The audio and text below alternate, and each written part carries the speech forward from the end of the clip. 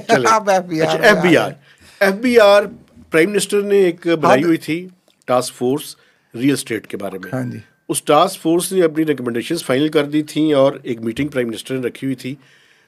उसमें कुछ टैक्सेस को कम करने की तजावीज़ भी ये बड़ा मेरे ख्याल है डिलेड जो चल रहा है अभी तक, पेंडिंग पैकेज है रियल और कंस्ट्रक्शन वालों के लिए। लेकिन भाईजान IMF का प्रोग्राम भी है ना। हाँ, तो शायद शायद की करोगे तो वज़ीर आज़म इसलिए शायद इसको बहुत तरजीह पे नहीं देख रहे। मेरा ख्याल हर दफा वो कहते हैं यार मैं स्टेडियम का इफ्तिताह करने जा रहा हूँ, फिर कोई ना कोई बना बना के करते हैं। लेकिन एक बात और भी मैं आपको बता दूं, चलते चलते ये आपके जहन में रहनी चाहिए जनाब। दो बातें हैं जो बड़ी दिलचस्प है जनाब।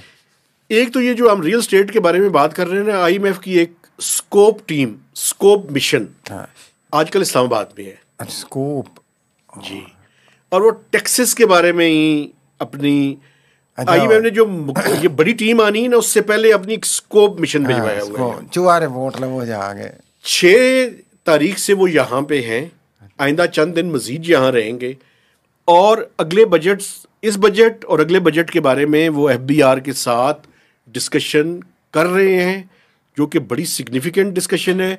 FBR उसको प्ले डाउन कर रहा है, लेकिन मैं प्ले डाउन नहीं कर रहा। मैं कह रहा हूँ ये बड़ा इंपॉर्टेंट है, चूंकि अगला जो मिशन आना है फरवरी के आखिर में, उसने जो बातें करनी है ये मिशन अपनी तैयारी उस पर वर्क कर। लेकिन मुझे यकीन है कि जो ये स्कोप टीम आई है, आप जैसे मेहनती साथी और शहबाज राना जैसे और बाकी जो इकोनॉमिक रिपोर्टर है, उसमें से स्कूप जरूर कोई निकालेंगे, कोशिश करेंगे। और अच्छा, एक बात आपने जो बात पहले की वो नाज़रीन को ज़रा क्लियरली बता दें हम कि रियल एस्टेट के हवाले से और कंस्ट्रक्शन के हवाले से एक रिलीफ पैकेज नाज़रीन जो आना था और प्रॉपर्टी डीलर्स और रियल एस्टेट वाले सब देख रहे थे, वो एक दफ़ा फिर मौखर हो गया एक तरह से। बिल्कुल।